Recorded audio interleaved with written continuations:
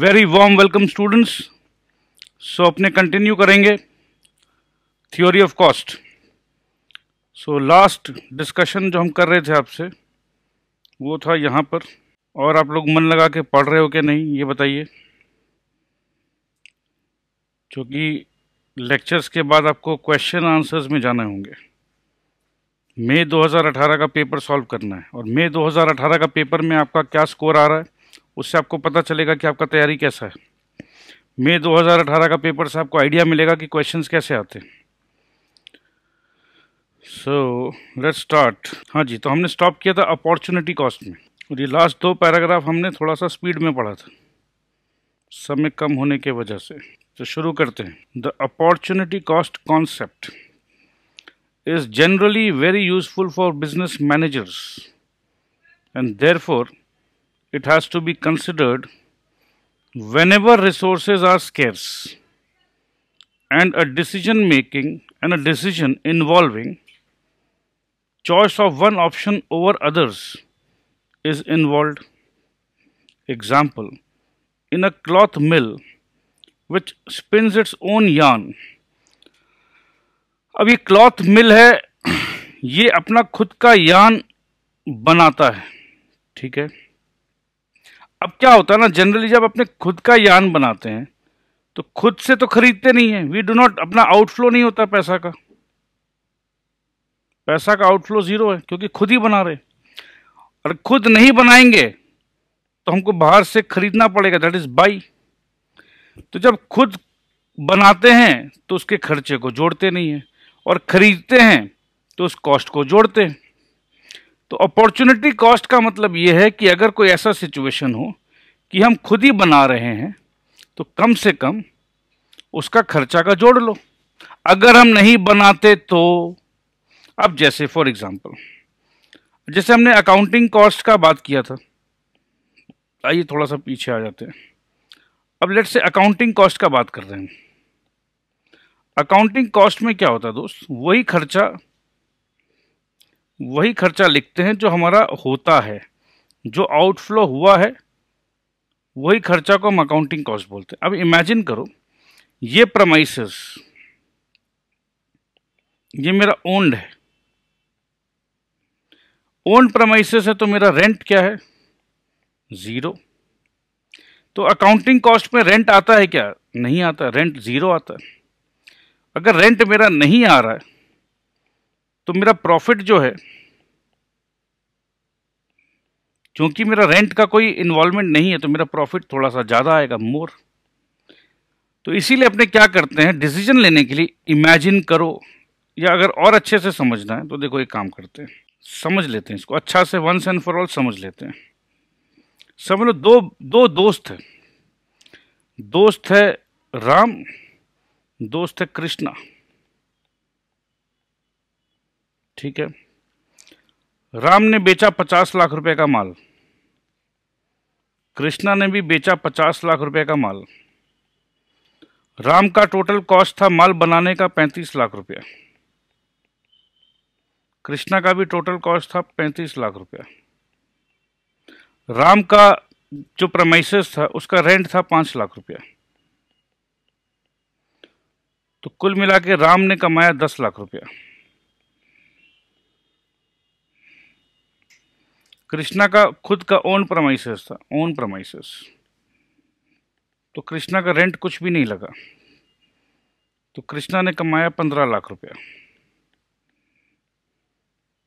अब कृष्णा ये बोलना चाहता, भैया इमेजिन करो राम, अब राम बोला, अरे कृष्णा तुम तो 15 लाख कमाए हो, तो कृष्णा बोलेगा, अरे भैया राम ये सोच के तो देखो, ये प्रमाइसेस अगर मेरा भी प्रमाइसेस भाड़ा का होता तो भैया तुम तो 5 लाख भाड़ा, क्योंकि तुम्हारा तो पुराना जगह है, और मेरा ये जगह का भाड़ा कम से कम 8 लाख रुपया होता,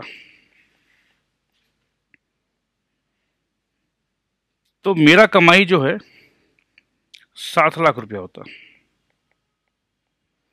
एक्चुअली ये जगह का भाड़ा मेरे चाचा जी मेरे से नहीं ले रहे हैं, या मेरे अंकल नहीं ले रहे हैं, कुछ भी नहीं ले रहे हैं, या अपना खुद का जगह है, या अगर मैं बिजनेस नहीं करूं, या चलो एक काम करो ऐसा एक और, अब ये ठीक है। अब सोचो, ऐसा भी हो सकता है, सोच के देखना। अब कृष्णा बोले कि ये जो मेरा प्रमाइसेस है ये एकदम पॉश लोकेलिटी में, पॉश, सुपर पॉश लोकेलिटी में, और इसका भाड़ा मेरे को कम से कम 25 लाख रुपया मिल सकता है, 25 लाख रुपीस।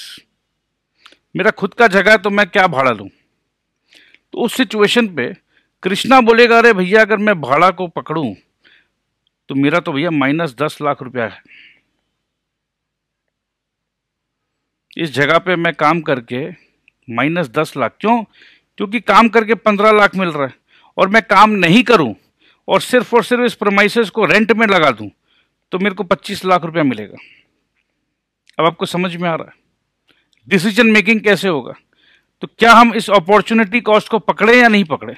ऐसे तो लग रहा है, ऐसे देखने से लग रहा है कि कृष्णा ज्यादा पैसा कमा रहा है। राम ने तो सिर्फ 10 लाख कमाया है और कृष्णा भैया 15 लाख कमा रहा है, तो अपने को लगेगा कि कृष्णा विनर है। बट कृष्णा विनर नहीं है, क्योंकि कृष्णा के पास जो जगह है वो ओन प्रमाइसेस है, और अगर कृष्णा अपना काम यहां नहीं करके भाड़ा पे दे दे तो कृष्णा को बिना कुछ किए 25 लाख रुपया मिलता है, और यहां काम करके भी 15 लाख रुपया मिल रहा है। तो डिसीजन मेकिंग में शुड कृष्णा कंटिन्यू दिस, या कृष्णा को अपना दुकान बंद करके भाड़ा ले लेना चाहिए?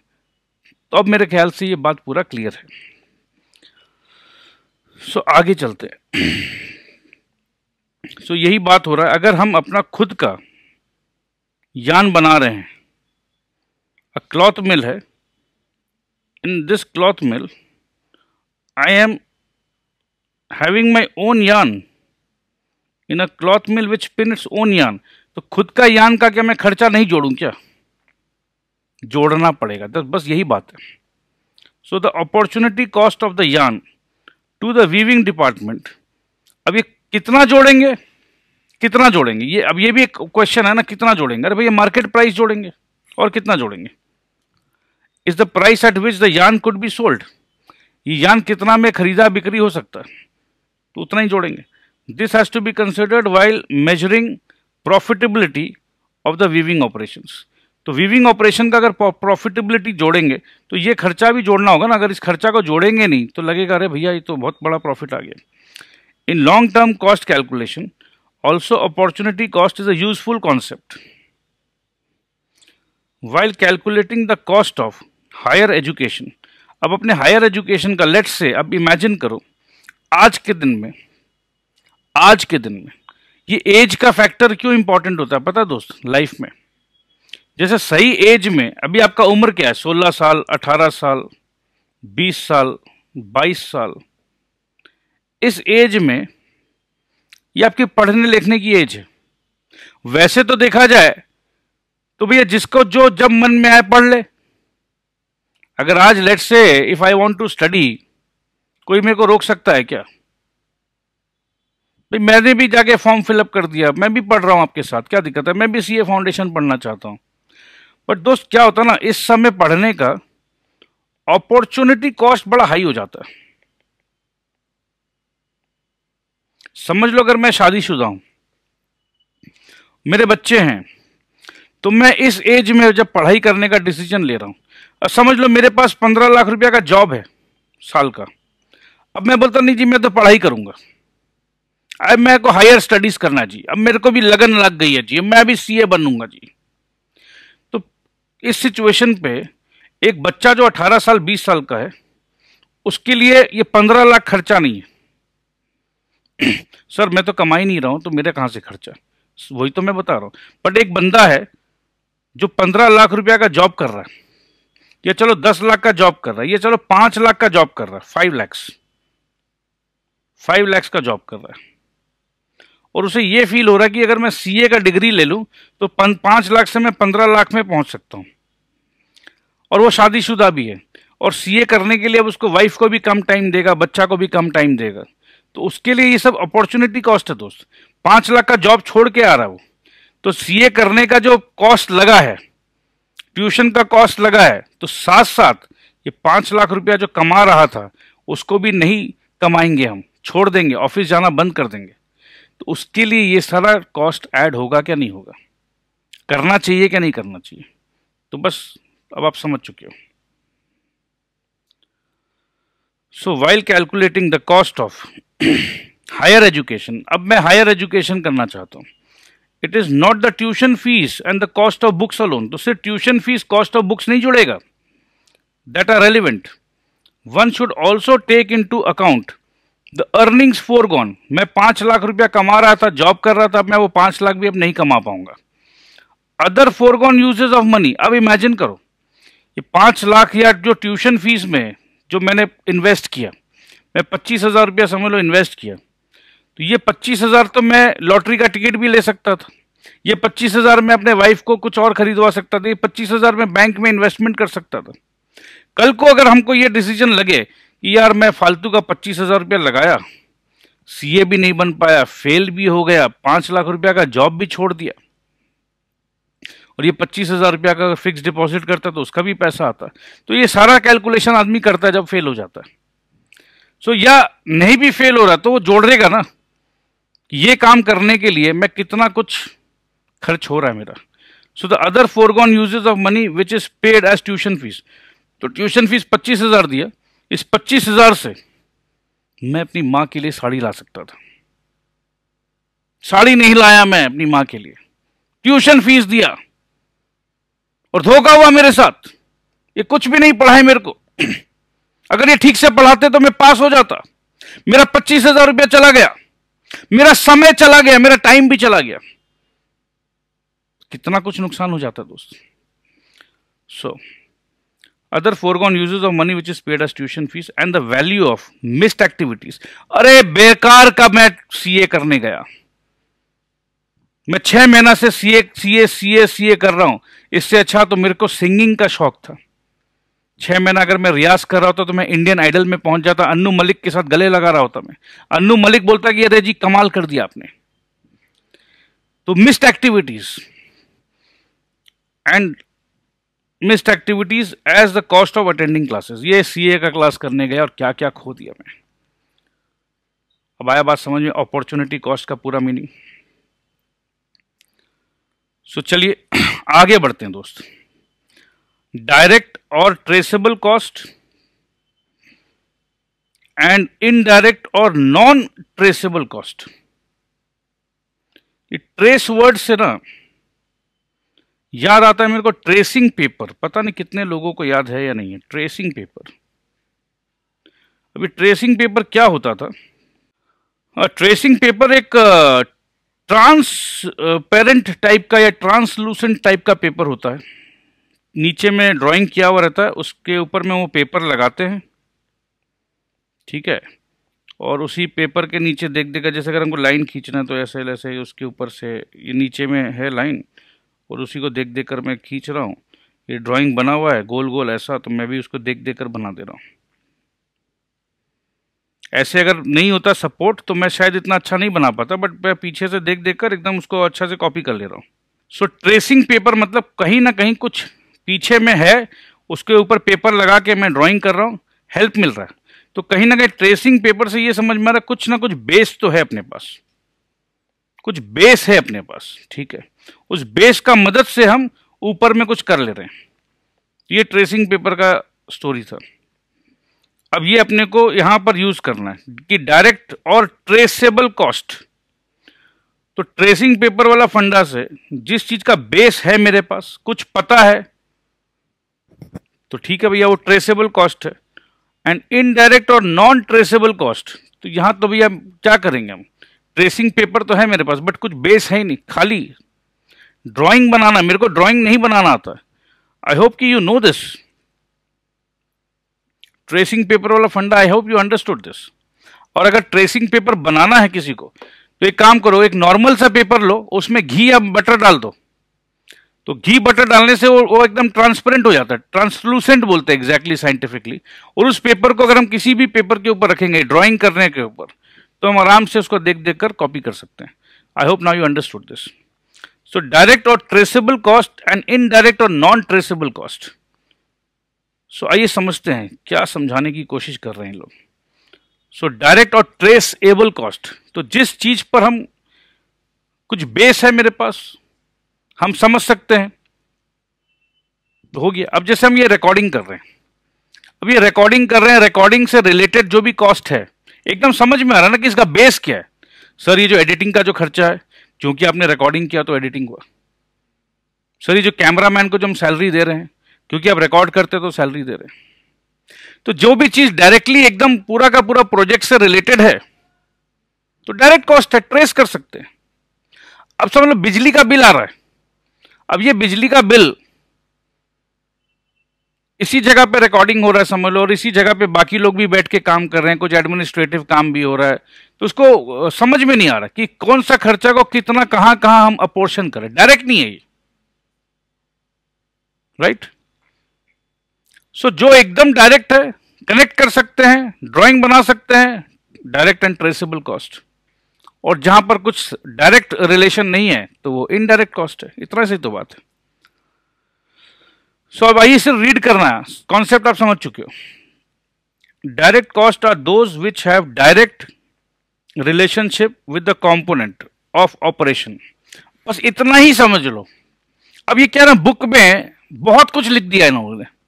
अब बहुत कुछ लिख दिया, बहुत बच्चे क्या ना बहुत ज्यादा इंटेलिजेंस लगा रहे हैं, बहुत ज्यादा सोच रहे हैं। इतना मत सोचो, इतना समझ लो तो आपका आंसर हो जाएगा। कॉन्सेप्ट आपने समझ लिया।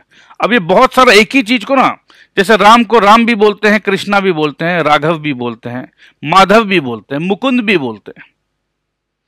तो भैया भक्ति सही है, अब नाम कुछ भी बोल लो तो भक्ति सही है, भक्त सही और भक्ति सही होना चाहिए। तो आपका ये भक्ति यहां पर सही है कि अब आप समझ गए हो डायरेक्ट कॉस्ट क्या है, कि जिस चीज से मैं डायरेक्टली रिलेट कर सकता हूं ये डायरेक्ट कॉस्ट है। बस इतना ही समझो, उसके आगे नहीं समझना। ठीक है, अब आगे बहुत कुछ लिखा इंस्टीट्यूट ने।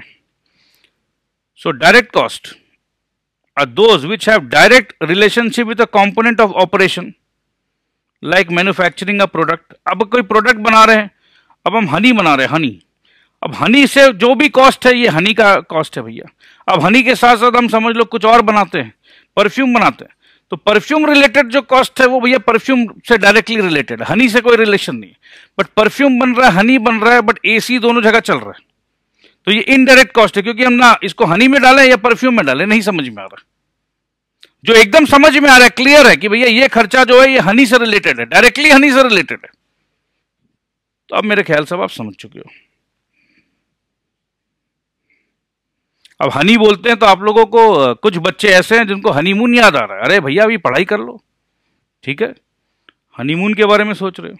चलो तो आगे चले हम। So like manufacturing a product, organising a process. अब अलग अलग प्रोसेस है, प्रोसेस 1, प्रोसेस 2, प्रोसेस 3। अब ये जो खर्चा है ये तो प्रोसेस 1 से जुड़ा हुआ है जी। ठीक है, प्रोसेस 1 में समझ लो क्या, प्रोसेस 1 में समझ लो अगर एक मैन्युफैक्चरिंग प्रोसेस है, समझ लो यहाँ कुछ तोड़ना है मेरे को, यहाँ फिल्टर करना है और यहाँ डिस्टिल करना है। अब तोड़ने के लिए लेबर चार्जेस, ये हैमर चार्जेस, हैमरिंग चार्जेस, तो ये प्रोसेस 1 है मेरा। अब इसको हम डिस्टिलेशन में डाल दें तो गलत है ना भैया, डायरेक्टली ये तो डायरेक्ट तोड़ाई का कॉस्ट है, तोड़ाई का। अब समझ लो यार कि अगर एक किसी इंसान को तोड़ना है और हॉस्पिटल भी उसी को जमा करना है, पहले तो हम तोड़ेंगे, मारेंगे, फोड़ेंगे।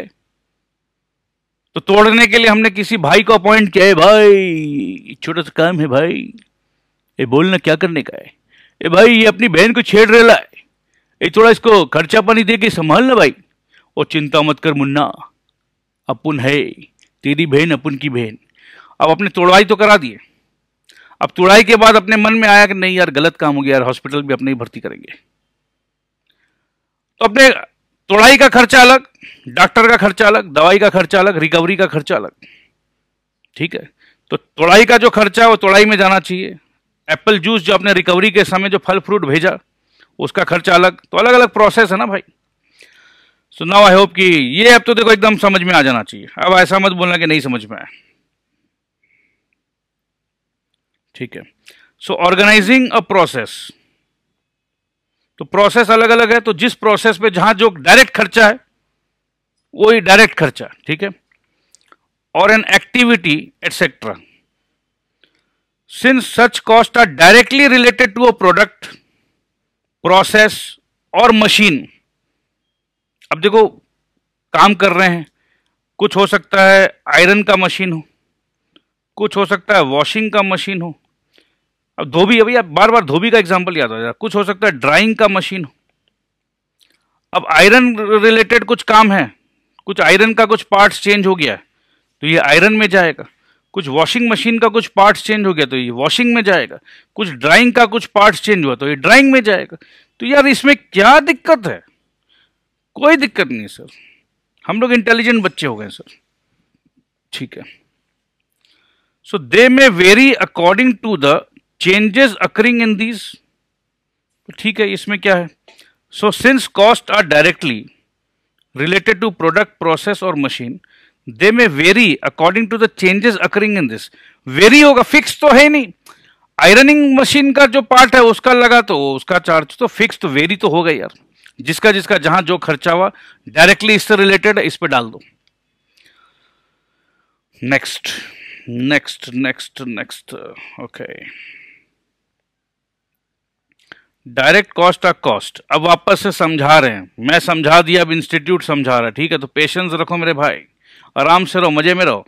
Direct cost uh cost that are readily identified. अच्छा, रेडली मतलब तुरंत आराम से समझ में आ रहा भाई, कोई दिक्कत ही नहीं है, तुरंत आराम से समझ में आ रहा है, डायरेक्टली रिलेटेड है। ये तो आयरन मशीन का फिल्टर चेंज हुआ तो उसका कॉस्ट है। ठीक है, ये दीवार में जो रंग हुआ है, और ये कौन सा दीवार में रंग हुआ है सर? ये अकाउंट्स वाले ऑफिस का रंग है। ओके, तो ये पेंटिंग कॉस्ट अकाउंट्स वाले है। और सर ये जो फैक्ट्री में जो रंग हुआ है, और भैया वो फैक्ट्री का रंग का कॉस्ट है। तो कम समझ में आ रहा ना कि ऑफिस का, अच्छा ये कलकत्ता वाले फैक्ट्री का है और ये सर जामनगर वाले फैक्ट्री का, तो समझ में आ रहा ना कि ये directly related. So direct cost of cost that are readily identified and are traceable to a particular product, operation और plant.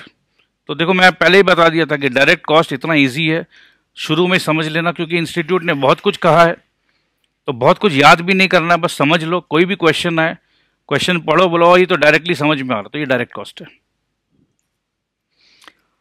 Even overhead cost can be direct as to a department. अब कोई ओवरहेड कॉस्ट है, but ये समझ में आ रहा है कि ये तो जो खर्चा है ये इसी डिपार्टमेंट का ही खर्चा है, तो समझ में आ जा रहा है। Manufacturing cost can be direct to a product line, sales territory. अब देखो कितना कुछ बताया जा रहा है प्रोडक्ट लाइन की, इस प्रोडक्ट हनी का प्रोडक्ट में है, ये तो परफ्यूम का प्रोडक्ट में है, कोई ये खर्चा है जो इस टेरिटरी में हमने खर्चा किया, कुछ एडवर्टाइजमेंट खर्चा किया हमने मुंबई में, क्योंकि अपने को लग रहा है कि मुंबई में अपना प्रोडक्ट का ज़्यादा डिमांड है, तो ये मुंबई का खर्चा है, ऑल इंडिया का खर्चा नहीं है, तो इस पर्टिकुलर टेरिटरी का, वेस्टर्न टेरिटरी का खर्चा है। कोई कस्टमर क्लास के ऊपर हमने खर्चा किया है, तो ये देखो जिस पर्टिकुलर क्लास पे किया है, सब पे नहीं किया, इस पे किया है। अब जैसे मास्टर जी ने जो टॉपर थे, टॉपर 1 2 3, उनके ऊपर खर्चा किया है, और बाकी बच्चे सब ऐसे देख रहे हैं, हमको कुछ नहीं मिला, सर हमको प्यार नहीं करते, हमको समोसा मिठाई जलेबी कुछ नहीं खिलाते हैं, और जो फर्स्ट सेकंड थर्ड रैंक आए हैं उनको बुला बुला के मेडल देते हैं।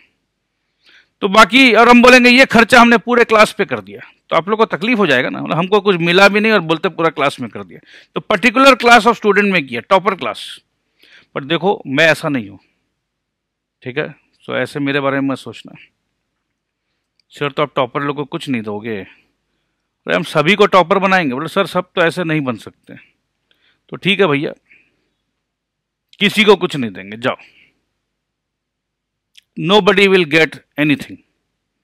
नहीं नहीं सर ऐसा मत करिए सर, चलिए हम लोग बुरा नहीं मानेंगे, जो अच्छा मेहनत किया है, जो भी बच्चा अच्छा मेहनत किया, थोड़ा सा तो उसको प्रोत्साहन मिलना चाहिए सर, उसको प्रोत्साहन मिलेगा, हम जलेंगे नहीं सर, विश्वास करिए, हम उसको देख के सल्यूट करेंगे और हम इंस्पायर होंगे, मोटिवेट होंगे कि कल हम भी उस सिचुएशन पे पहुंचना चाहेंगे।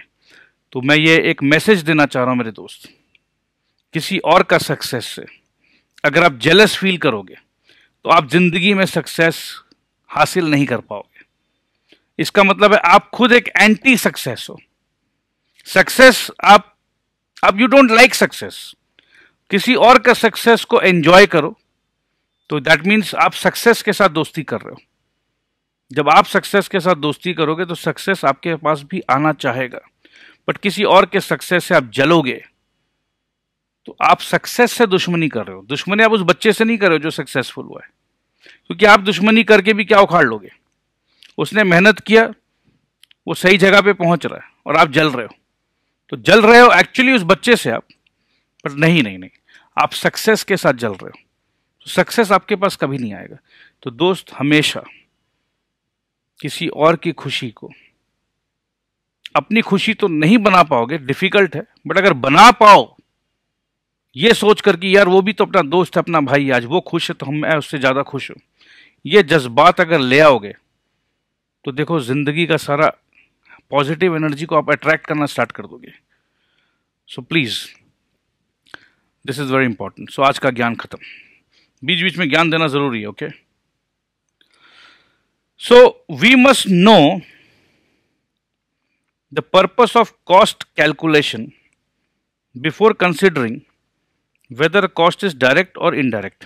तो कभी कभी अपने को जब कॉस्टिंग निकालना पड़ता है, तो कॉस्टिंग निकालने के लिए अपने को अगर कुछ पर्टिकुलर अपने को देखना है कि नहीं, अपने को इसी बिल्डिंग में मैन्युफैक्चरिंग बिल्डिंग का खर्चा देखना है, तो ठीक है भैया, तो अपने इसको देखेंगे। तो क्या पर्पस से बना रहे हैं, तो उसी पर्पस से अपने डायरेक्ट इनडायरेक्ट को सेग्रीगेट करते हैं। तो डायरेक्ट कॉस्ट आपने समझ लिया। अब आइए इनडायरेक्ट कॉस्ट समझते हैं। इनडायरेक्ट, इनडायरेक्ट का एकदम मतलब क्लियर है कि जो डायरेक्टली समझ में ना आए, जो चीज डायरेक्टली समझ में आ जाए वो तो डायरेक्ट कॉस्ट है, जो डायरेक्टली समझ में ना आए वो इनडायरेक्ट कॉस्ट है। So indirect cost, colour change करूंगा मैं। Indirect cost are those which are not easily and definitely identifiable. So एकदम क्लियर है, जो इजिली आइडेंटिफाई हो जाए वो तो डायरेक्ट कॉस्ट है, जो आइडेंटिफाई नहीं हो पाए वो इनडायरेक्ट कॉस्ट है। अब ये indirect cost in relation to a plant, product, process और डिपार्टमेंट, इसका मतलब ये है कि ये एक ऐसा खर्चा है जो कि हर जगह पे जा रहा है, पर्टिकुलर इसको क्लासिफाई नहीं कर पा रहे हैं। ठीक है, अब जैसे घर पे इलेक्ट्रिसिटी है तो सभी कोई तो यूज कर रहा है, अब कैसे पता चलेगा कि किसने कितना यूज किया, डिस्टिंक्शन करना डिफिकल्ट है। ऐसा नहीं कि नहीं कर पाएंगे, बट क्या दरकार है करने का यार। क्या जिंदगी में कम समस्या जो अब इतनी बारीकी में कैलकुलेट करें, तो इतनी बारीकी में कैलकुलेट करना नहीं, खर्चा तो अपना ही है। बात को समझो, बिजली का बिल का खर्चा अपना ही है, ये प्रोसेस जो है ये भी अपना है, ये जो प्रोडक्ट हनी है ये भी अपना है, और ये जो प्रोडक्ट परफ्यूम है ये भी अपना है। अब यार कुछ भी कर लो, अब देखो 10,000 का बिल आया, अब 5,000 इसमें डाल दो तो भी ठीक है, 7,000 3,000 डाल दो तो भी ठीक है, राइट। उतना स्पेसिफिक होने का दरकार नहीं है, बट फिर भी कैलकुलेशन के हिसाब से एक रफ आइडिया तो होना चाहिए। तो रफ आइडिया करने के लिए बहुत अलग अलग प्रोसेस होते हैं जो आप सीए इंटरमीडिएट में पढ़ोगे। Indirect cost and direct cost को कैसे निकालना है, इसको कैसे करें कैसे करें। अच्छा एक काम करो, इसको ये वाला फॉर्मूला लगा दो, एक काम करो ऐसे कर दो, है अपना ही खर्चा, तो इतना माथा खराब नहीं करने का, बट ठीक है यार, पता तो चलना चाहिए ना कि कौन सा कहां कहां क्या हो रहा है। तो जो डायरेक्ट एक्सपेंस है, जो खर्चा डायरेक्टली पता चल जा रहा है, देखो दो प्रोडक्ट है अपना, हनी एंड परफ्यूम। तो जो खर्चा डायरेक्टली पता चल रहा है ये हनी पे है तो ये हनी पे डाल दो, ये परफ्यूम पे है तो ये परफ्यूम पे डाल दो। अब ये एक ऐसा खर्चा 50,000 रुपया का बिजली का बिल का पता नहीं चल रहा किस में कितना डालें, तो इसको पता करने के लिए भैया देखो ये हनी का जो मशीन है ये बिजली खाता है, परफ्यूम का ये मशीन है ये बिजली खाता है, ये कितना घंटा चलता है सर, ये 200 घंटा चलता है, ये कितना घंटा चलता है सर, ये 1000 घंटा चलता है। अच्छा अच्छा अच्छा, बिजली का बिल कितना है, 12,000 रुपया। अच्छा तो 12,000 आया तो इसका टोटल मतलब 1200 घंटा चलता है। सो टोटल कितना चलता है, 1200 घंटा चलता है। अब 1200 घंटा चलता है तो अपने को समझ में आ गया कि एक काम करो भैया, यहाँ ये 10 घंटा, जहाँ 1000 घंटा यहाँ 10,000 डाल दो, और यहाँ 200 घंटा यहाँ 2000 डाल दो। तो अपने कोई ना कोई फॉर्मूला निकाल के इनडायरेक्ट कॉस्ट को अपोर्शनमेंट कर देते हैं। Therefore such cost are not visibly traceable, तुरंत के तुरंत ट्रेस नहीं कर सकते, बट हम लोग इंसान हैं, इंटेलिजेंट व्यक्ति हम लोग कुछ ना कुछ तो, भाई देखो क्या होता है ना, कोई कोई चीज तो देखो, चोर तुरंत रंगे हाथ चोरी करते हुए पकड़ा गया, तो जब पकड़ा गया था उस पर तो दिमाग लगाना ही नहीं है। जो डायरेक्ट ट्रेस हो गया तो वो तो क्लियर है। अगर ट्रेस नहीं हो पा रहा, छुपा हुआ है, अपने नजर से कहां बच के जाएगा, बिजली का बिल 12,000 आया है, छुपा हुआ है, कहाँ क्या लगा है, ए रुकना मैं बताता हूं ना। वो मशीन कितना चला, वो मशीन का कितना किलोवाट है। अब कोई बोलेगा सर वो 200 घंटा चला, ये 1,000 घंटा चला। अब जैसे देखो डिस्प्यूट होगा इस पे, तो करो ना डिस्प्यूट। अब जैसे देखो एसी, सर वहां 1 टन का एसी है, वो 1 टन का एसी 200 घंटा चला है, और सर यहाँ 5 टन का एसी 1,000 चला है। तो सर ये जो आपने डिस्टिंक्शन किया ये गलत किया सर। हाँ जी, हम मान जाएंगे कि गलत है। ये सब जो डिटेल का जो पढ़ाई है ये आप कॉस्टिंग में सीखोगे, ठीक है, इंटरमीडिएट लेवल पे। तो मैंने आपका बेस बना दिया दोस्त, ठीक है। तो ये दिक्कत होगा कि सर नहीं नहीं ये इंसाफ नहीं किया सर, ये ना इंसाफी है सर। तो भैया ठीक है, आप इंसाफ कर देना। आया बात समझ में? तो इस तरीके से जो एग्जैक्ट विजिबल नहीं है उसको हम लोग अलग अलग कोई ना कोई फॉर्मूला लगा के इनडायरेक्ट कॉस्ट को समझ लेते हैं। So therefore such cost are not visibly traceable to specific goods, services और ऑपरेशंस एक्सेट्रा। देखो मैं इतना डिटेल में क्यों पढ़ा रहा हूं, क्योंकि आपको पता होना चाहिए। ये सीए फाउंडेशन का एग्जाम है, आपको अभी पता होना चाहिए, अभी आपके पास समय है। क्या होता है ना, हमारे इंडिया में जितने भी कोचिंग सेंटर्स के जो टीचर है इंटरमीडिएट में, वो इतना क्विक फास्ट काम करेंगे ना, वो ये मान के चलेंगे ओहो आप ये तो आपको फाउंडेशन में आपको पता होगा, क्योंकि कोचिंग सेंटर वाले के पास टाइम का शॉर्टेज है। समझिएगा बात को। तो वो तो ये अज्यूम कर लेंगे कि आपको पता है, तो पता अज्यूम करके वो आपको पढ़ाना चालू कर देंगे। अब आपको लगेगा हाय राम ये तो मेरे को समझ में नहीं आया। अब आप किसको पकड़ोगे भाई? सीए फाउंडेशन वाले टीचर को पकड़ोगे या आईपीसीसी या इंटरमीडिएट वाले टीचर को पकड़ोगे? देखो बच्चा किसी को एक्चुअली पकड़ ही नहीं पाता है, उसको पता ही नहीं कि उसके साथ क्या नाइंसाफी हो गया, उसको पता ही नहीं चलता है। और लास्ट में क्या होता है, बच्चा अपने आप को गधा मानता है, नहीं नहीं यार मेरे में अंदर ही कुछ कमी है, मैं ही अच्छा स्टूडेंट नहीं हूँ, मैं ही साला बेवकूफ़ हूँ, मेरे को समझ में नहीं आ रहा, सबको समझ में आ रहा है, मैं वो नहीं समझ में आ रहा। तो बच्चा क्या ना अपने ऊपर गलती ले लेता है, और क्योंकि बच्चा अपने ऊपर गलती ले लेता है इसीलिए धड़ल्ले से पूरा ऑल ओवर इंडिया में कोचिंग सेंटर्स फ्लरिश कर रहे हैं। क्यों? क्योंकि 100 बच्चे में से या 1,000 बच्चा किसी कोचिंग सेंटर में पढ़ रहा है, 800 बच्चा फेल हो रहा है, उसके बारे में कोई चर्चा नहीं।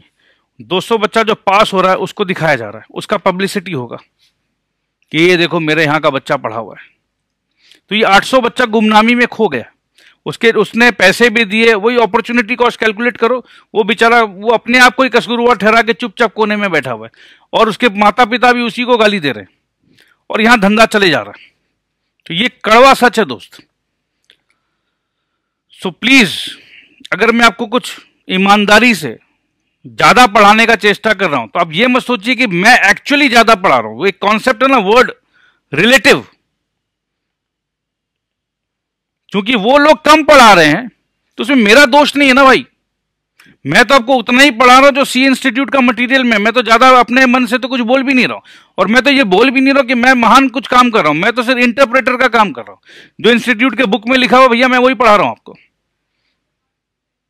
ठीक है। तो वो पढ़ाना मेरा काम है, मेरा फर्ज है, और आपका समझना और आपका पढ़ना आपका फर्ज है। आप प्लीज कंपेयर मत करिए कि अरे सर आप तो इतना ज्यादा पढ़ा रहे हैं, मेरे दोस्त लोग का तो 3rd रिवीजन चल रहा है, सर उनका 3रा बार रिवीजन चल रहा है, हमारा तो फर्स्ट टाइम अभी तक कोर्स ही कंप्लीट नहीं हुआ है। सर वो लोग नवंबर में एग्जाम देने के लिए रेडी है सर, फॉर्म फिलअप कर दिए, सर हम लोग क्या करें? अरे दोस्त आप नवंबर में एग्जाम मत देना, अब मई 2019 में एग्जाम देना। क्या दिक्कत है आपको? अगर आप तैयार नहीं हो, अगर आप रेडी नहीं हो एग्जाम्स के लिए, तो आपको एग्जाम देना क्यों? और इन लोगों को जिनको लग रहा है कि वो रेडी हैं, उनको झूठ लग रहा है, उनको गलत लग रहा है, उनको लग रहा है कि वो रेडी है, बट एक्चुअल में वो रेडी नहीं है। वो कैसे पता चलेगा कि एक्चुअल में रेडी नहीं है? एग्जाम का जिस दिन रिजल्ट निकलेगा तब पता चलेगा। क्यों? सर 17% बच्चे पास हुए हैं सीए फाउंडेशन में, 83% बच्चे फेल हुए हैं। तो इसका मतलब ये 83% को एक गलत फहमी था, इनको भ्रम था कि ये रेडी है एग्जाम्स के लिए।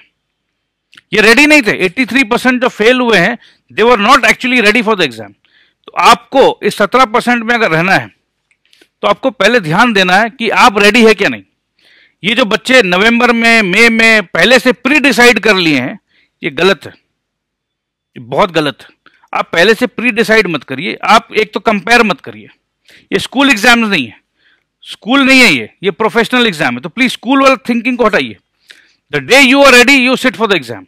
इसको मैं और स्ट्रांगली समझाने के लिए मैं ये बोलना चाहूंगा, इमेजिन करो कि मैं आपके घर पे आया हूं, खाना खाने आया हूं, और आपके तवे पे ये रोटी है, चपाती है। अब आप बोलते हो कि भैया ये चपाती मैं तो भैया 2 मिनट में ही सर को खिलाऊंगा।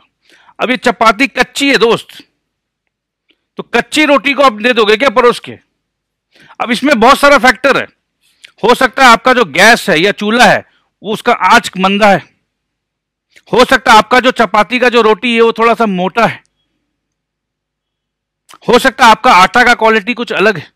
तो कितना सारा फैक्टर एक छोटे से चीज में। हाउ कैन यू डिस्टिंग्विश कि मैं तो 2 मिनट में ही ये चपाती बने या ना बने, मैं तो 2 मिनट में ही ये चपाती को उतार दूंगा। तो यही काम हो रहा है। मैं रेडी हूं या नहीं हूं, मैं तो नवंबर में ही एग्जाम में जाके बैठूंगा। This is stupidity. अगर आपके घर पे मेहमान आए हैं तो आप देखोगे ना कि आपका चपाती रेडी है कि नहीं। चपाती रेडी है, सब्जी रेडी है, तो आप उसको परोसोगे। रेडी हो या नहीं हो, मैं तो जी टाइम का पाबंद हूं जी, तो भैया कर लो। सो टाइम टाइम टाइम का एक जबरदस्ती का ये क्रिएशन जो है ना, समय का जो क्रिएशन है दोस्त, ये भी धंधा है, बिजनेस सेंटर है। प्लीज समझिएगा इस बात को। क्योंकि जिस लोगों ने आपको वादा किया है कि मैं आपको नवंबर के लिए रेडी करा दे रहा हूं 3 महीने में, वो आपको जिंदगी में मना नहीं करेंगे। क्योंकि उन्होंने वादा किया, गलत वादा किया कि मैं 3 महीने में आपको रेडी करा दे रहा हूं, मैं 2 महीने में रेडी करा दे रहा हूं, मैं क्रैश कोर्स में रेडी करा दूंगा, मैं 60 दिन में रेडी करा दूंगा, मैं 40 दिन में रेडी करा दूंगा। अब क्योंकि उन्होंने गलत वादा किया है और उन्होंने बेच लिया है, उस गलत वादा को उन्होंने एनकैश कर लिया, पैसा उठा लिया आपसे, तो वो तो आपको बोलेंगे ना, जाओ ना जंग में जाओ, जंग में जाओ और मरो, शहीद हो। उनको कोई फर्क नहीं पड़ता, क्योंकि उनके पास वो 15% 20% बच्चे हैं जो पास होने वाले हैं। जो बच्चा इस बार फेल हुआ है, बात को समझिएगा, लेट्स से मई 2018 का रिजल्ट आया, 17% बच्चा पास हुआ, 83% बच्चा फेल हुआ। ये जो बच्चा जो पास हुआ है, ये भी एक बार हो सकता है कि लास्ट अटेम्प्ट में फेल हुआ है। ये बात हम थोड़ी ना बोलेंगे कि ये वही बच्चा है जो लास्ट अटेम्प्ट में फेल हुआ है, बट मैं क्रेडिट ले लूंगा जी। तो उसको रोका क्यों नहीं? जब वो शहीद होने जा रहा था उस समय रोक लेता भाई। तो प्लीज जब भी आप तैयार हो तब भी आप एग्जामिनेशन का फॉर्म भरिएगा। तो एक बच्चे से मेरा डिस्कशन भी हुआ था, सर मेरे को तो अभी ही करना है, मेरा घर का फाइनेंशियल पोजीशन ठीक नहीं है सर, मेरे को अभी ही करना है सर। तो बेटा तुम रेडी नहीं हो, तेरे को बंदूक चलाना नहीं आता है और तेरे को देशभक्ति उमड़ रहा है कि मैं तो बॉर्डर में जाके लड़ूंगा सर, ये देश मेरी मातृभूमि है सर। अरे बेटा ट्रेनिंग तो ले ले, बंदूक चलाना तो सीख ले। So this is so important. सिर्फ भावना से काम नहीं होगा। सो किससे काम होगा? मैं हमेशा एक चीज बोलता हूं, डिजायर वर्सेस कॉम्पिटेंस। हमेशा डिजायर हारेगा, हमेशा कॉम्पिटेंस जीतेगा, हमेशा याद रख लेना। आपकी डिजायर कितना भी स्ट्रांग हो, कितना भी पावरफुल हो, जरूरी नहीं है। Desire can take you to the competence level, it should take you. वो डिजायर है तो एक और शब्द बोलते थे ना, बिकम डिजर्विंग। अगर डिजायर है तो अपने आप को डिजर्विंग बनाओ, डिजर्विंग बनोगे तो कॉम्पिटेंट बनोगे, कॉम्पिटेंट बनोगे तो दुनिया तुम्हारे कदमों पे है। सिर्फ और सिर्फ डिजायर को चेज कर रहे हैं हम, नहीं होने वाला, कुछ भी नहीं होने वाला। इतिहास गवाह है दोस्त कि हमेशा डिजायर से कॉम्पिटेंस जीता, हमेशा। दुर्योधन का बहुत डिजायर था कि मैं भीम को हराऊं, but Bhim was more competent. इतना सही बात है। इंडिया का डिजायर है कि हम भी वर्ल्ड कप फीफा में जाके खेलें। हर इंडियन का डिजायर है कि हम अपने देश को देखे फीफा वर्ल्ड कप में खेलते, बट वो डिजायर ही बन के रह गया दोस्त। Why? Because our country is not competent. I hope now it is clear. So चलिए चर्चा को आगे बढ़ाते हैं। सो कुछ कुछ विजिबली ट्रेसेबल नहीं होता है, उसको अपने को ट्रेस करना है, कुछ फॉर्मूला बनाना है और उसको अपोर्शन करना है। एक लाइन पीछे से ले रहा हूँ। सो इनडायरेक्ट कॉस्ट का बात चल रहा है। Therefore such cost that are not visibly traceable to specific goods, services, operations, etc., but are nevertheless charged to different jobs or products in standard accounting practice. The economic importance of these costs is that, even though not directly traceable to a product, may bear some functional relationship to production and may vary with output. ठीक है, तो ये बोलना चाह रहे हैं कि जैसे कुछ कुछ indirect cost, it will very with output. अब भैया देखो, हर मशीन, हर एक प्रोडक्ट को 5 घंटा का समझ लो पॉलिशिंग लगता है, 5 आवर्स ऑफ पॉलिशिंग, और उसमें पॉलिशिंग का कुछ मटेरियल भी लगता है। अब 100 यूनिट बनाया तो 5 घंटे के हिसाब से इलेक्ट्रिसिटी, और 5 हर यूनिट पे जो पॉलिशिंग मटेरियल है वो लग रहा है। अब 100 में कम लगेगा, 1000 में ज़्यादा लगेगा, तो वेरी हो रहा ना। In some definite way, example of cost are electric power and common cost incurred for general operation of business benefiting all products jointly. तो कुछ जॉइंटली है, बेनिफिट्स है, डायरेक्ट नहीं है, इनडायरेक्ट है। तो आई थिंक इस पर और ज़्यादा इलेबोरेट करने का दरकार नहीं है। You have got the concept, MCQ pattern पे एग्जाम है, तो ये सिर्फ समझने का बात था, इस पर ज़्यादा चर्चा करने का नहीं होता, क्योंकि ज़्यादा चर्चा का जो विषय है वो इंटरमीडिएट पे आएगा और उस पर भी वर्बल डिस्कशन नहीं होगा, सीधा आपको न्यूमेरिकल प्रॉब्लम्स मिलेंगे सॉल्व करने के लिए। So there is no point इसको डिस्कस करने का। आपको समझना था डायरेक्ट इनडायरेक्ट, वो आप समझ चुके हो। अब आइए बात करते हैं next cost, incremental cost and sunk cost. Incremental का तो नाम से ही समझ में आ रहा है, जैसे कि आज किसी को सैलरी मिल रहा है 5000, वो आके बॉस को बोलता है, सर अब मेरे बच्चे हो गए, उसका स्कूल है, ये है वो है, सर प्लीज़ अब कुछ सैलरी इंक्रीमेंट करा दीजिए, 5 से नहीं हो रहा 6 करा दीजिए। तो कल तक कंपनी के लिए जो खर्चा 5 का था वो 6 का हो गया, इंक्रीमेंट हो गया जी। तो ये कितना ईजी सा बात है यार। सो आइए देखते हैं इंक्रीमेंटल कॉस्ट क्या है। Incremental cost and sunk cost. Sunk मतलब क्या होता है? संक, टाइटैनिक संक, तो संक मतलब तो सर डूब गया। डूब गया, डूब गया मतलब क्या है? अरे भैया डूब गया मतलब क्या है सर? डूब गया मतलब डूब गया। अरे भैया 5000 रुपया दोस्त को दिया था, अब वो दोस्त अमेरिका चला गया, अब बोलता 20 साल बाद आएगा, और बोलता याद ही नहीं है कौन सा 5000 का बात कर रहा है। भूल जा भैया 5000, भूल जा, मतलब सर वो पैसा डूब गया मेरा, सर वो आना ही नहीं है। डूब गया जी, डूब गया, तो डूब गया सर। संक मतलब डूब गया, डूब गया मतलब ऐसा। तो क्या सर इसमें भी कुछ ऐसा ही रिलेशन है क्या संक कॉस्ट का? मैं अभी से क्यों बताऊं, पढ़ते हैं। मैं कौन होता हूं, देखते हैं इंस्टीट्यूट का बुक क्या कहता है। ठीक है, तो समझते हैं भाई, जितना आपको नॉलेज है, जब मैं पढ़ाई कर रहा हूं आपके साथ, तो मैं भी उतना ही नॉलेज समझ लो। मैं भी एकदम फ्रेशर हूं, आप पहला बार पढ़ रहे हो, आप ये समझो कि मैं भी पहला बार आपके साथ पढ़ रहा हूं। We are doing joint studies man, come on. ठीक है, तो अपना फंडा क्या है, अपने दोनों जन मिलके जॉइंट स्टडी कर रहे हैं घर पे। आप अपने घर पे आराम से लैपटॉप पे या फोन पे, और हम और आप मिलकर पढ़ाई कर रहे हैं। सो ये 1:1 पढ़ाई हो रहा है दोस्त। ठीक है, ना आपको पता ना मेरे को पता, तो अपने दोनों डरे हुए हैं और दोनों देखते हैं अरे भाई क्या लिखा हुआ है। ठीक है, सो आइए ऐसे पढ़ते हैं। और इससे क्या होता है, क्यूरियोसिटी जगा के रखो कि कुछ नया पढ़ेंगे, कुछ नया सीखेंगे, कुछ नया समझेंगे और बड़ा मजा आने वाला है। So that should be the spirit. पहले समझना है हमको, हम समझेंगे तो मेरे को अच्छा लगेगा, हम समझेंगे तो मेरे को अच्छा फील होगा। अगर हमको सब कुछ अच्छा फील हो रहा है तो मैं ज्यादा पढ़ पाऊंगा। मैं 3 घंटा में पढ़ के मैं 3 आवर्स पढ़ा और मेरा एकदम दिमाग काम नहीं कर रहा। क्यों? क्योंकि जब आप जबरदस्ती पढ़ते हो ना, तो negative toxins, when you are forcing ना, तो माइंड पूरे बॉडी को ना, पूरा माइंड चलाता है। अब आप डरे हुए हो, फियर में हो, प्रेशर में हो, तो पूरा बॉडी में टॉक्सिन्स निकलता है उसको फाइट करने के लिए, और 3 घंटा के बाद वो आपका दिमाग काम नहीं करता है। और आप चीयरफुल हो, यू आर हैप्पी, चीयरफुल, तो आपका दिमाग भी उस तरीके से सपोर्ट करता है। 3 घंटा की जगह 6 घंटा पढ़ लेते हो और आपको एहसास भी नहीं होता, अरे यार मैं सुबह से 6 घंटा पढ़ लिया। क्यों? मूवी देखने जाओ, 3 घंटे का मूवी है, आपको पता ही नहीं चलता, because you are happy, cheerful, you are enjoying.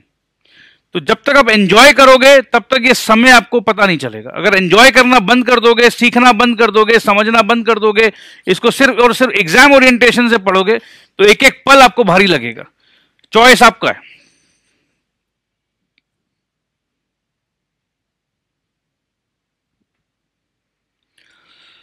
सो अपने को देखना है संक कॉस्ट और इंक्रीमेंटल कॉस्ट।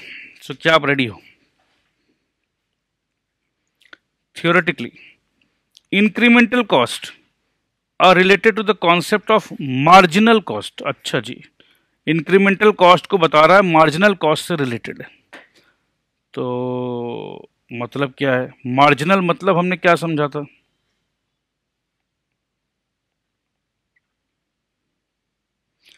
marginal मतलब हमने समझा था 1 एक्स्ट्रा। सो इसका मतलब है कि सर ये जो सैलरी इंक्रीमेंट का बात किया था आपने, कि आपका स्टाफ आया बोला सैलरी इंक्रीमेंट कर दो, तो that is called increase, salary increase कर दो। बट सर यहाँ तो हम पढ़ रहे हैं इंक्रीमेंटल कॉस्ट, तो सर ये तो अलग चीज हो गया। हाँ जी, अलग चीज हो गया। तो ये मत सोचिएगा कि salary increase and incremental cost. तो कॉस्ट का बात कर रहे हैं, कॉस्ट का बात कर रहे हैं किससे? प्रोडक्शन से रिलेटेड। भूलिएगा मत दोस्त, ये जितना चर्चा कर रहे हैं हम लोग किससे? प्रोडक्शन। प्रोडक्शन मतलब क्या है? फैक्ट्री। फैक्ट्री में प्रोडक्ट बनता है sir, right? Product 11111, 1000 product, 1011 product, 1022 product, 1023 product, 1024 product, 1025 product. तो एक एक प्रोडक्ट ऐड होते जा रहा है। तो जैसे जैसे एक एक नया प्रोडक्ट ऐड होगा, जैसे जैसे हम शर्ट मैन्युफैक्चर करते हैं, राइट, और शर्ट मैन्युफैक्चर करने में 2 मीटर का कपड़ा समझ लो लग रहा है, तो हर एक शर्ट पे 2 मीटर एक्स्ट्रा लगेगा। हर एक शर्ट पे सर 10 बटन लग रहा है, तो जितना शर्ट बनाएंगे उतना बटन लगेगा। हाँ सर लगेगा। हर एक शर्ट पे सर स्टिचिंग का कॉस्ट आएगा। हाँ जी आएगा। तो हर एक एक्स्ट्रा शर्ट पे जो हम बनाएंगे उस पे स्टिचिंग का कॉस्ट भी आएगा, कपड़े का कॉस्ट भी आएगा, आयरनिंग का कॉस्ट भी आएगा, बटन का भी कॉस्ट आएगा, पैकिंग का भी कॉस्ट आएगा, हर एक एक्स्ट्रा शर्ट पे। बात तो क्लियर है? तो मार्जिनल मतलब क्या है? Every extra. So theoretically incremental costs are related to the concept of marginal cost. Incremental cost refers to the additional cost incurred by the firm as a result of business decision. Business decision है ना कि 1000 के बाद हमको 1001 shirt बनाना है, 1002 shirt बनाना है। For example, incremental cost will have to be incurred by a firm when it makes a decision to change its product line, replace worn out machinery, buy a new production facility, or acquire a new set of clients.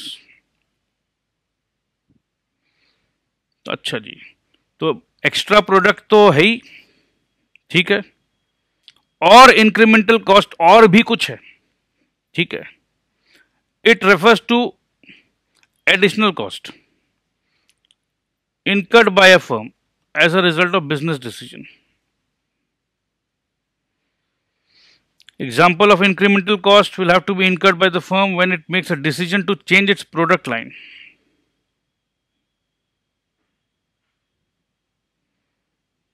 Product line को ही बदल दिया हमने। कल तक हम shirt बना रहे थे,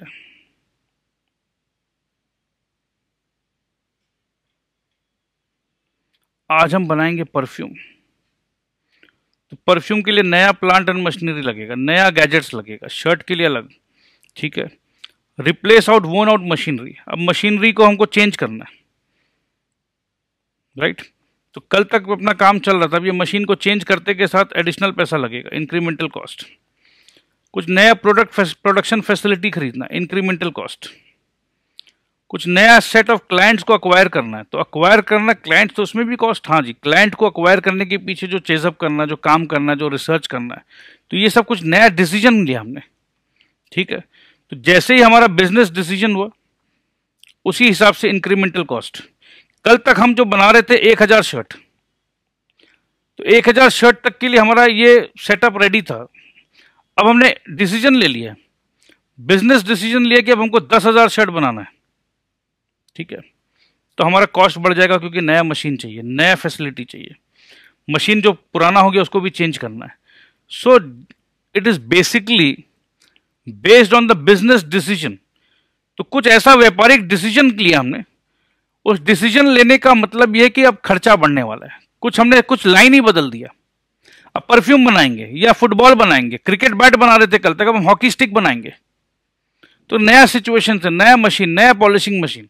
तो इट्स अ बिजनेस डिसीजन, और इस बिजनेस डिसीजन के कारण जो कॉस्ट, नया कॉस्ट लगने वाला है, that is incremental cost. Sunk cost, तो ये इंक्रीमेंटल कॉस्ट जो स्टार्टिंग में बोला गया, it is related to the concept of marginal cost. तो मार्जिनल कॉस्ट का कॉन्सेप्ट क्या था? जब भी हम कुछ एक्स्ट्रा करते हैं तो मार्जिनल कॉस्ट का कॉन्सेप्ट है एक्स्ट्रा। 1 यूनिट एक्स्ट्रा करने से, जैसे मैंने आपको स्टार्टिंग में बताया, 1 एक्स्ट्रा यूनिट करने से बटन लगेगा, तो समथिंग एक्स्ट्रा। अब हम क्रिकेट बैट से अब हम हॉकी स्टिक बनाएंगे, हॉकी स्टिक से अब हम फुटबॉल बनाएंगे, तो कुछ एक्स्ट्रा कर रहे हैं हम, एक्स्ट्रा। तो एक्स्ट्रा मशीन, पुराना मशीन को हटा के नया machine, extra production facility, something new, extra. तो एक्स्ट्रा प्रोडक्ट लाइन, एक्स्ट्रा खर्चा line. So this is called incremental cost. I hope now it is clear. Sunk cost का बात करना है, जो डूब गया है। क्या डूब गया है या उसको संक कॉस्ट बोलते हैं, ये समझना है अभी। Sunk cost are those cost which are already incurred once. अच्छा, ये खर्चा हो चुका है, and for all and cannot be recovered. They are based on past commitments and cannot be revised और रिवर्स्ड। ये खर्चा जो हो चुका है, कमिटमेंट दे दिया है, पैसा लग चुका है, अब वो लगने के बाद जैसे होता ना यार, फायदा तो मिल नहीं रहा है, फालतू का खर्चा कर दिया हमने। अब यार जो कर दिया, अब फायदा मिले या ना मिले, पैसा तो रिटर्न मिलना नहीं है, अब तो भैया जो हो गया हो गया। If the firm wishes to do so, example of sunk cost are expenses incurred on advertising. अब जो एडवर्टाइजमेंट में जो खर्चा कर दिया, बच्चन साहब को जो पैसा दे दिया है एडवर्टाइजमेंट, अब हम समझ लो अब वो प्रोडक्ट बना रहे हैं या नहीं बना रहे, हम लोग बच्चन साहब को पैसा दिए, he is promoting our cricket bat, ठीक है, वो हमारे क्रिकेट बैट का एडवर्टाइजमेंट कर रहे हैं। और बाद में हमने डिसाइड किया कि हॉकी स्टिक का एडवर्टाइजमेंट करना है। अब अमिताभ बच्चन तो भैया पैसा लिए थे बैट को प्रमोट करने का, अब उनको बोलेंगे नहीं सर हॉकी के लिए, बोला नहीं that is a different product, उसका तो अलग से खर्चा लगेगा। अब समझ लो हमने बैट बनाना बंद कर दिया तो भी वो खर्चा जो लग गया वो लग गया, बेनिफिट मिल रहा है, रिवर्स तो हो नहीं सकता। या बैट बना रहे हैं तो भी जो भी है वो खर्चा लग चुका है। या हमने कुछ रिसर्च एंड डेवलपमेंट किया, अब रिसर्च एंड डेवलपमेंट किया क्रिकेट बैट के ऊपर कि क्रिकेट बैट का कैसे एकदम बढ़िया बैट बना सकते हैं, क्या मटेरियल होना चाहिए, क्या कैसे होना चाहिए। और बाद में इस रिसर्च में हमने 5 लाख रुपया खर्चा कर दिया, और बाद में पता नहीं बॉस के दिमाग में क्या आया, no we will not manufacture cricket bat, we will manufacture hockey sticks. तो R&D में जो पैसा लग गया वो लग गया है, संक कॉस्ट। या specialized equipments and fix facilities such as railway lines. Specialized equipment तो समझ में आ चुका कि कुछ इक्विपमेंट खरीद लिया हमने, जो लग गया, काम आए नहीं आए। Fix facilities such as railway lines का क्या मतलब है? ये दोस्त पता है ये बात कहाँ हो रहा है? ये रेलवे लाइंस बड़े बड़े प्रोडक्शन हाउसेज में, फैक्ट्रीज में, उन लोग अलग से खुद अपना खर्चा पे रेलवे लाइन को जोड़ते थे कि कल को अगर रेलवे से कोई प्रोडक्ट आ रहा हो तो हम अपना खर्चा पे रेलवे लाइन लगाएंगे, ताकि वो रेलवे से हमारा फैक्ट्री तक वो प्रोडक्ट घुस सके। अब ये रेलवे लाइन का खर्चा हो चुका है, समझो 50 साल पहले लगा दिया था खर्चा। अब वो प्रोडक्ट आज रेलवे से आ रहा हो या नहीं आ रहा, आज ट्रांसपोर्ट से आ रहा है, जिससे भी आ रहा है, ये खर्चा हो चुका है, that is sunk cost. Such sunk cost act as an important barrier to entry of the firms into business। अब क्या है कि ये पुराना खर्चा है, पुराना रिसर्च एंड डेवलपमेंट। अब एक नया कंपनी को अगर काम करना है, ये मेरा स्पेशलाइज खर्चा है दोस्त। जो क्रिकेट बैट हम बना रहे हैं या जो चीज हम बना रहे हैं, तुम बना के तो दिखा भैया, अपना 20 साल का रिसर्च है, उस रिसर्च का फायदा हम ले रहे हैं, हमारा फैक्ट्री में प्रोडक्ट आ सकता है, क्योंकि हमारे 20 साल पहले हमारे दादाजी ने रेलवे लाइन का पैसा इन्वेस्ट कर दिया था। आज के दिन में तुम रेलवे लाइन बना के दिखा, तुमको परमिशन लेना पड़ेगा, ये लेना पड़ेगा, बहुत सारा प्रॉब्लम्स है। तो ये खर्चा जो हमने कर दिया एक बार उस जमाने में, कोई भी नया फर्म के लिए इम्पॉसिबल है, बहुत मुश्किल है। इम्पॉसिबल तो चलो नहीं है, बहुत मुश्किल है। तो बहुत मुश्किल है, तो हमारे जो कॉम्पिटिटर है, जो हमारे बिजनेस में घुसना चाहते हैं, रेलवे लाइन कहाँ से बनाओगे? रिसर्च एंड डेवलपमेंट का जो एडवांटेज मेरे पास है वो तुम्हारे पास तो है नहीं। तो this acts as a barrier. कोई भी कॉम्पिटिटर जब हमसे कॉम्पीट करना चाहता है, वो भी सेम टू सेम काम करना चाहता है, तो उसके लिए ईजी नहीं होता है। So now I hope you understand this. So historical cost and replacement cost. So आइए देखते हैं। हिस्टोरिकल कॉस्ट का तो मतलब ये हिस्ट्री, हिस्ट्री मतलब past, historical cost and replacement cost. Accounts में हमने सीखा है कि हम लोग हिस्टोरिकल कॉस्ट में बैलेंस शीट में रखते हैं जो भी मशीन हमने खरीदा था आज से 10 साल पहले, या लैंड खरीदा था हमने 2010 में, लैंड खरीदा था 1 करोड़ रुपया में, आज लैंड का वैल्यू है 10 करोड़ रुपया, फिर भी हम हिस्टोरिकल कॉस्ट में लिख रहे हैं। एक मशीन खरीदा था हमने, एक मशीन खरीदा था 10 लाख रुपया में, हो सकता है उस मशीन का कीमत नेक्स्ट ईयर 11 लाख का हो जाए, बट फिर भी हम 10 लाख पे रिकॉर्ड करते हैं। क्यों करते हैं? क्योंकि हमारा मेन काम मशीन बेचना खरीदना नहीं।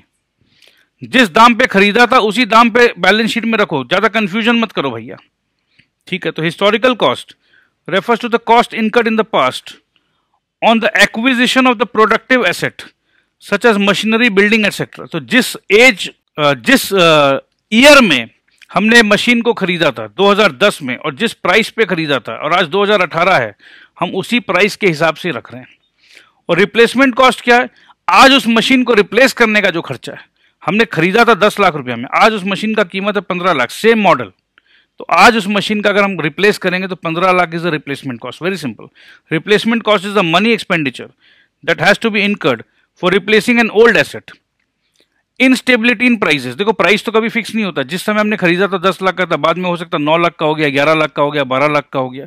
अब प्राइस चेंज होता रहेगा उस मशीन का। तो बैलेंस शीट में अगर एग्जैक्ट वैल्यू आपको पता चलना चाहिए कि भाई मशीन का एग्जैक्ट वैल्यू क्या है, तो उतना एग्जैक्ट में हम लोग काम नहीं करते हैं अकाउंट्स में। 10 लाख में खरीदा था, चुपचाप हिस्टोरिकल कॉस्ट में डाल दे भैया। बैलेंस शीट में मशीन का प्राइस फ्लक्चुएट हो रहा है, उसको नहीं मेंशन करना है। तो instability in prices make these two cost differ, other things remaining the same, an increase in the price will make the replacement cost higher than the historical cost। 10 lakh में खरीदा था, आज वो मशीन 15 लाख का हो गया, तो रिप्लेसमेंट कॉस्ट तो मेरा ऑफकोर्स हायर हो गया।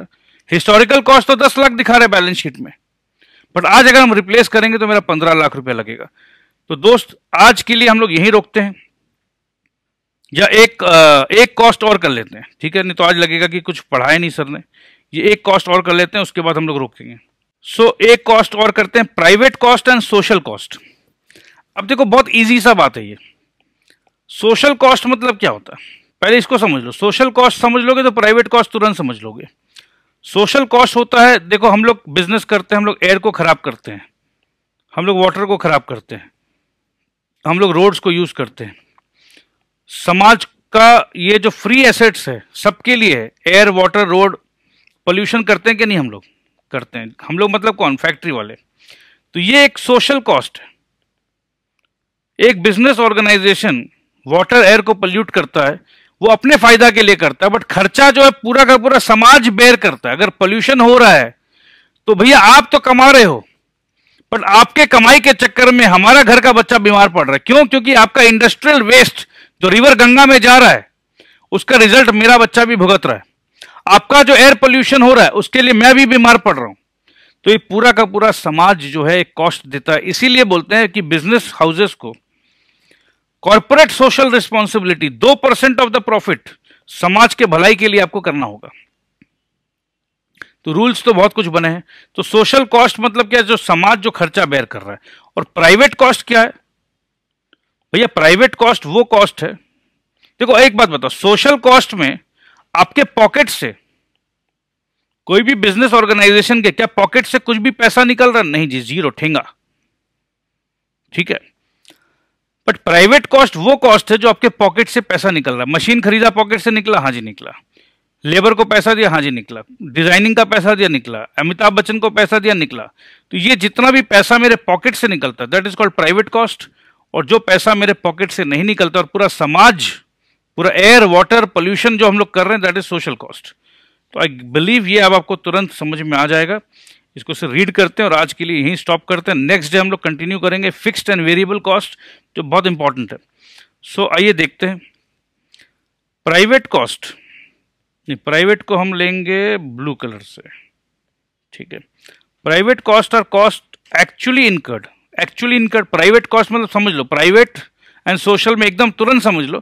प्राइवेट मतलब वो जो मेरे पॉकेट से निकल रहा है, सोशल मतलब वो खर्चा जो हम बैंड तो बजा रहे हैं समाज का, सोसाइटी का, इकोलॉजी का, एनवायरमेंट का, बट पॉकेट से कुछ भी नहीं लग रहा है। सो पॉकेट से जो लग रहा है दैट इज प्राइवेट कॉस्ट और कॉस्ट एक्चुअली इनकर्ड और provided for by the firms. तो फर्म देता है ना, और इधर एक्सप्लिसिट और इम्प्लिसिट। एक्सप्लिसिट इम्प्लिसिट हम लोग को पता, जो भी हो ये पैसा फर्म का है।